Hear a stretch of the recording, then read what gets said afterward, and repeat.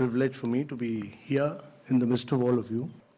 Great pleasure because I've been closely associated with all of you in the direct selling industry. My belief always has been that the direct selling industry adds hugely to economic activity.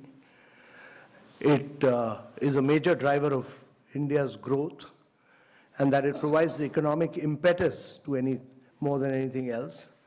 And the key challenge for India is really about growth with jobs. So if you are not able to create jobs, then we'll be in deep problems.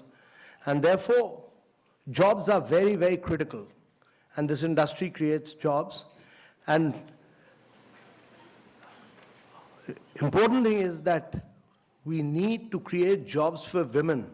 We need to create jobs for women because in India, the contribution of women to gross domestic product, that is our GDP, is only 17%. And worldwide average is around 40%. 40%, the gap between India and the rest of the world is enormous. 24% of women in India work, but the contribution is only 17%. And unless and until we don't,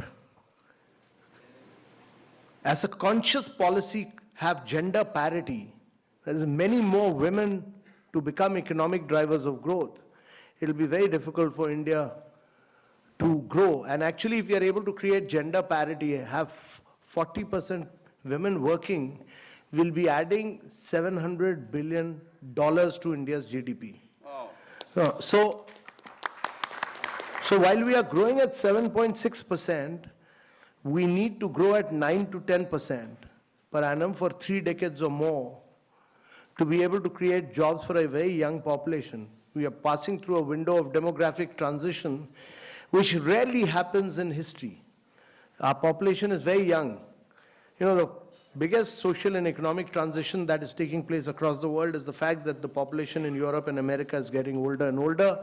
The population in India is getting younger and younger, and it will keep getting younger till 2040. And therefore, if you have to reap this advantage, it can be a huge nightmare as well if you are not able to create jobs. So if you have to create jobs, there are only 2 ways. One is to push manufacturing in a very big way, and the other is to push direct selling. Yeah. You people were, many states, Kerala, West Bengal, many of you were seen as people who were doing chit funds. You are not doing chit funds. You are doing a very respectable profession. You are economic drivers of growth for India. So we respect that.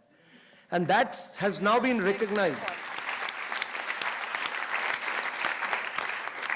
That has now been recognized that government has, by issuing these guidelines, clearly recognized that you are major players of India's economy, that you significantly contribute to India's economy, that you are adding to India's growth and wealth, and that you are creating jobs.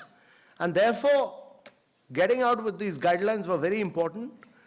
And these guidelines have now been given to different states to realize that you are important players in India's economy, and every state will respect these guidelines because they have been issued by Government of India.